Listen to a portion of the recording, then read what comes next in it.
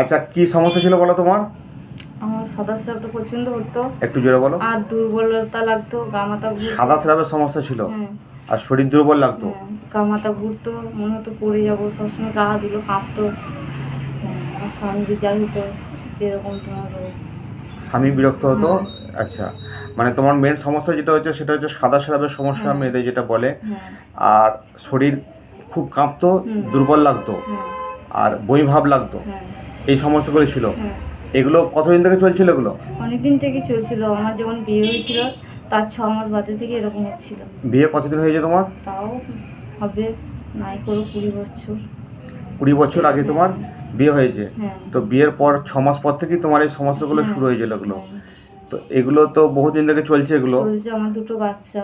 আচ্ছা, দুটো বাচ্চাও আছে। তো এগুলো তো মোটামুটি সেই বিয়ের পর থেকেই চলেই যাচ্ছে। সাদা স্রাবের সমস্যা, সাদা স্রাবটা বন্ধ হচ্ছে না। না, আমি অনেক জায়গায় দেখেছি কিন্তু ভালো অনেক হয়নি। জায়গায় বলতে মোটামুটি কত জায়গায় দেখতে দেখিয়েছো? তাও মণিদীপ বলে দেখেছি, ম্যাডাম ডাক্তার। নাম বলা দরকার নেই, মোটামুটি কতগুলো ডাক্তার দেখিয়েছো এই তাও সাদা স্রাবের সমস্যার জন্য? মোটামুটি করে 4-5 রকমের ডাক্তার দেখিয়েছি।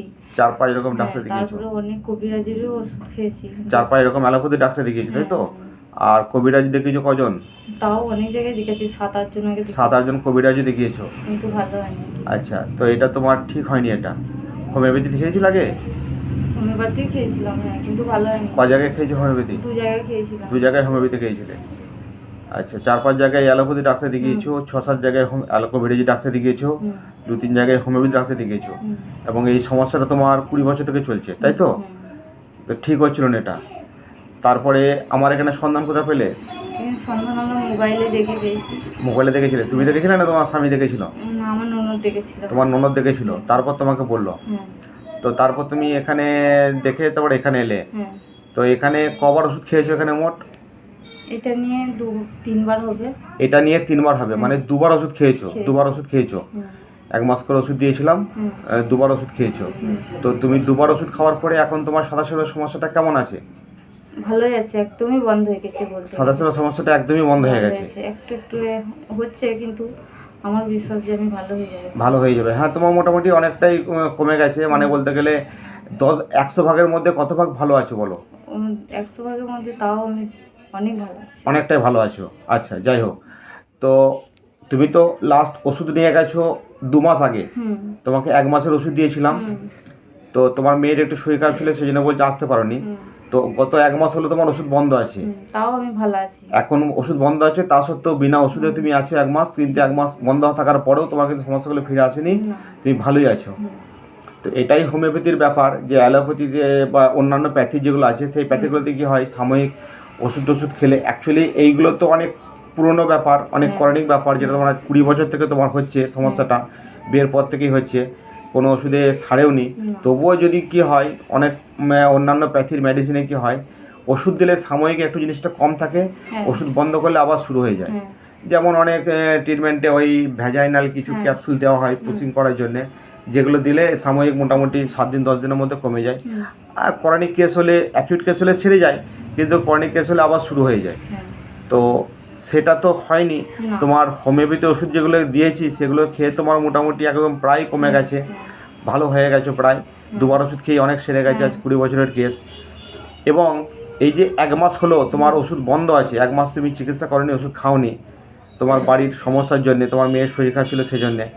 তো এই 1 মাস ওষুধ খাওনি, এই 1 মাসের মধ্যেও কিন্তু আর জিনিসটা ফিরে আসেনি, না, আর ফিরে আসেনি। এটাই হোমিওপ্যাথির মানে ব্যাপার, যে প্রপার যদি হোমিওপ্যাথিক ট্রিটমেন্ট ঠিকঠাকভাবে হয় তাহলে কিন্তু ওষুধে সেরে যায়, এবং সেটা ওষুধ বন্ধ হলেই রোগটা আবার ফিরে আসে না।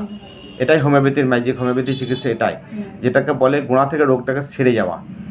তো যাক, তুমি বহুদিন থেকে এটা নিয়ে ভুগছো, তো তুমি এখানকার চিকিৎসাতে সন্তুষ্ট এখানে, তাই তো? হ্যাঁ, কতটা সন্তুষ্ট?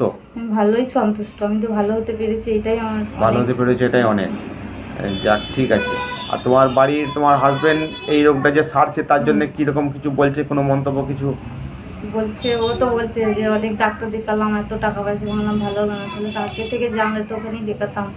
আগে থেকে জানলে এখানেই দেখাতে। হ্যাঁ, যাই হোক, সন্ধানা তো আগে পাওনি, না, তো এই ফেসবুকে দেখেছিলে কোনো পোস্ট, তারপরে এসছো। যাক, এসে তো তোমার উপকার হয়েছে অনেক, হ্যাঁ, ঠিক আছে। উপকার তো এইরকম অনেক তো বলতে এই ভালোই হয়েছে উপকার। হ্যাঁ, উপকার ভালোই হয়েছে, আমি ভালো হয়ে গেলাম, রোগটা আমার অনেক। উপকার ভালোই হয়েছে, রোগটা থেকে ভালো হলো।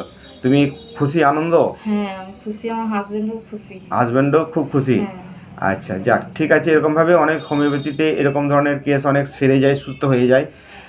এখন অনেকে বিশ্বাসটা রাখতে পারে না, বা অনেকে সন্ধান পায় না যে কোথায় ডাক্তার দেখাবো।